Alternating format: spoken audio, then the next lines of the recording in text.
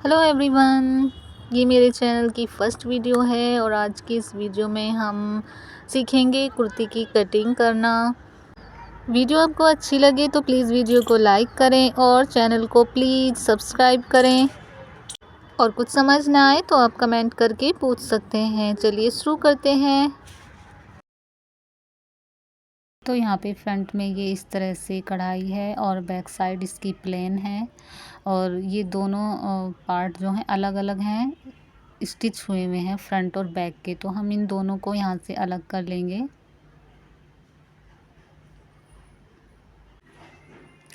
Back part को side में रखेंगे। सबसे पहले हम फ्रंट पार्ट की कटिंग करेंगे। जो एम्ब्रॉयड्रीड कुर्ती होती हैं उनमें फ्रंट की कटिंग पहले करते हैं, यानी दोनों पार्ट्स की अलग अलग करके कटिंग की जाती है। तो ये हमने फ्रंट पार्ट ले लिया है। सबसे पहले हम इसमें गले को देखेंगे, हमें गला कितना रखना है। तो गला हमें 6 इंच रखना है। तो पहले हमने गले को नाप लिया और ऊपर आधा इंच लिया हमने मार्जिन जो शोल्डर से दबेगा। तो इसके नीचे से यानी गला लेकर यहाँ से 6 इंच का गला ले लिया, उसके नीचे से हम लेंथ इसकी रखेंगे। तो लेंथ है हमें रखनी है यहाँ पे 38 इंच। तो यहाँ पे 38 पे हमने निशान लगा दिया। ये हमने तैयार लेंथ रखनी है इसकी। अब ये जो बॉर्डर है वो उसके नीचे जा रहा है, तो इसलिए हम इस बॉर्डर को यहाँ से हटा देंगे। तो वहाँ से हमने बॉर्डर को हटा दिया है। जब हम इसको स्टिच करेंगे तो बॉर्डर को हम ऊपर करके सेट कर देंगे। इस तरह से हमने बॉर्डर को हटा के अलग रख दिया है। अब हम बाकी मार्किंग कर लेंगे। तो इसका हम पहले गले से सेंटर निकाल के इसको फोल्ड करके रखेंगे इस तरह से।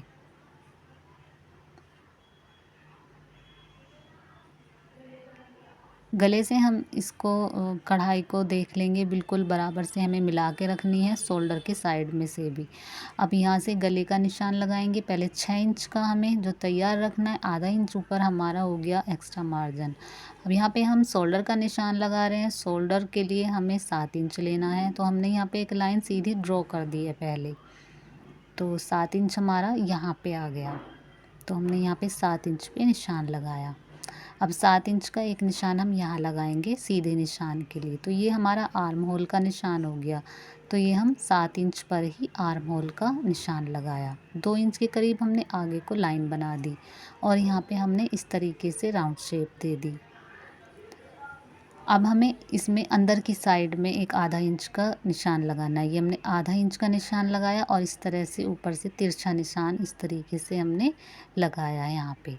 अब यहाँ पे हमें इस तरह से एक शेप और देनी है, ये इस तरीके से।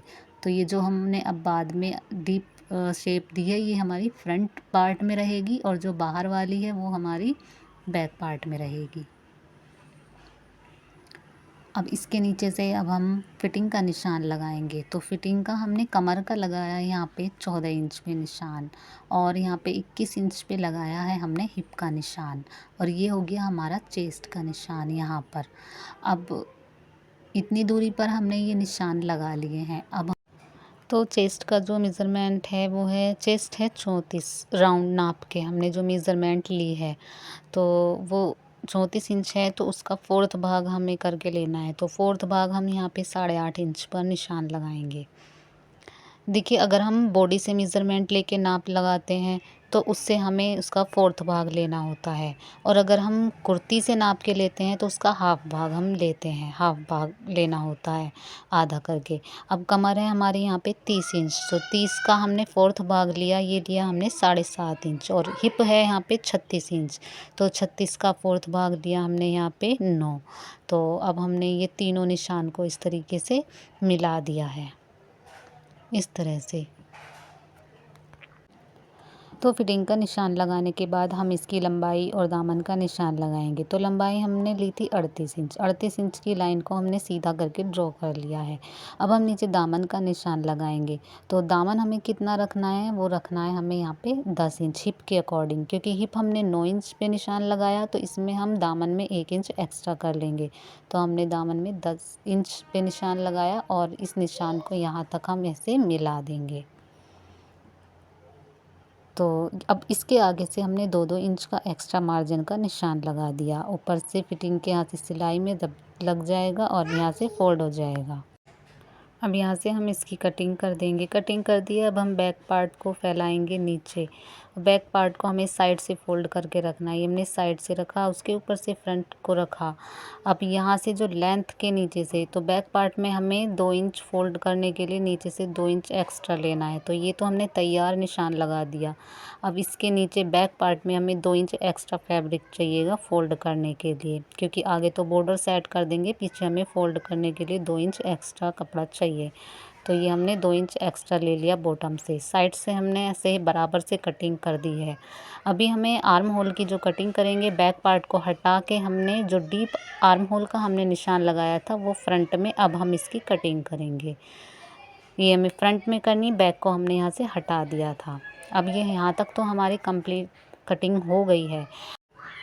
तो ये कटिंग हो गई। फ्रंट में हम इस तरह से बॉर्डर सेट कर देंगे यहाँ पे। और तो बचे हुए कपड़े को हमने ऐसे फोल्ड करके रखा।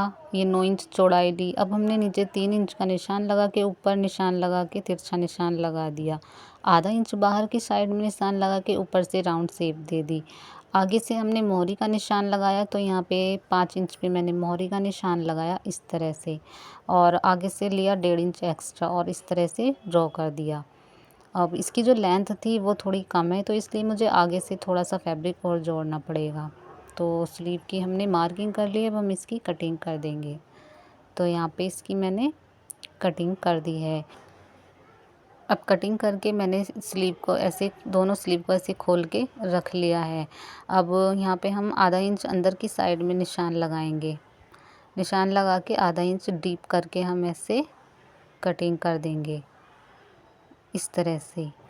ये हमारा जो डीप कटिंग करी है, ये हमारा कुर्ती में फ्रंट साइड में जॉइंट हो जाएगा, ये वाला साइड। और लेंथ में कपड़ा जोड़ के कंप्लीट कर लूँगी तो हमारी ये कुर्ती की कटिंग कंप्लीट हो गई है।